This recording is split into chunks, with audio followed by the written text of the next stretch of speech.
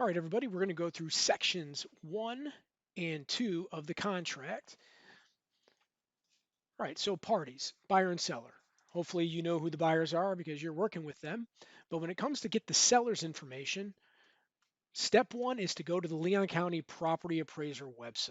Okay, get the names from the website on the property appraiser on that address, exactly how it's written out there. That's how you're going to put it on the contract, unless you're given alternate instructions from the listing agent. So today we're going to go ahead and we're going to make an offer on 1080 Landings Loop, a townhouse in Piney Z. We're going to use this as an example. It's got a nice round price for us, $300,000. All right. Says here the owner is young, but we're not going to use this. Okay, that's not the information. This is not our first place to go for information to write the contract. All right, we're going to go to Leon County, PA. So I'm going to go to Leon County Property Appraiser. I've already looked these folks up, and you can see the owner isn't just Rachel Young or Raquel Young. It's also Mark Nicolay. So we want to make sure we get both of these folks on the contract. We're also going to use the legal description a little bit lower down on the contract right from here as well. So I'm going to go ahead and the seller, as I said, is going to be Raquel Young, and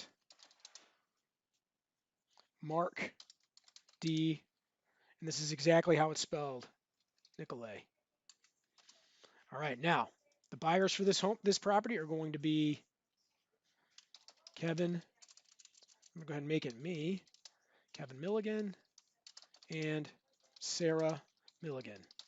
Now, you want to have first and last name of both buyers if there are two buyers. You're not going to write Kevin and Sarah Milligan or Sarah and Kevin Milligan or so on and so forth. Or even if there's different last names, you want to write first and last name. So Kevin Milligan and Sarah Milligan.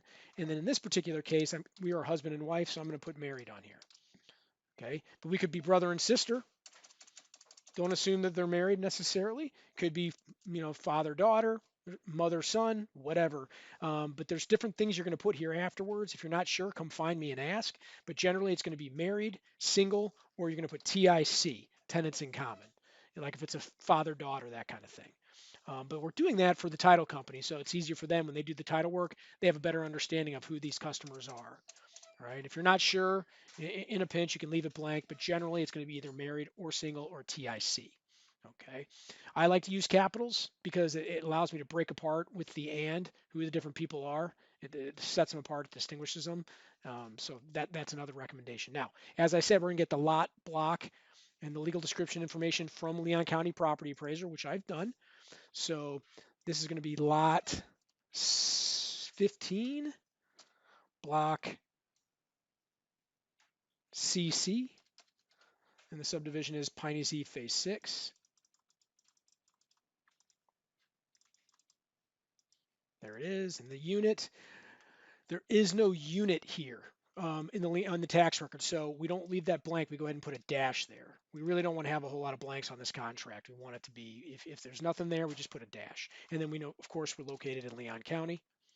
All right, we're not going to use this meets and bounds legal description 99.9% of the time, so just go ahead and leave this part blank. Now, address, the property address, again, coming straight from the Leon County Property Appraiser's website, and yes, include the zip code. Include the zip code. I also, as a matter of professionalism and form, keep your abbreviations to a minimum. So I go ahead and put Landings Loop, Tallahassee, and I spell out Florida, and then always have the zip code on there as it says right here on the contract. Again, I take this directly from the Leon County Property Appraiser website. There's the owner's names. Here's the address. Over here is where you get all the legal description information, okay, and the official legal name of the subdivision. And that concludes sections 1 and 2.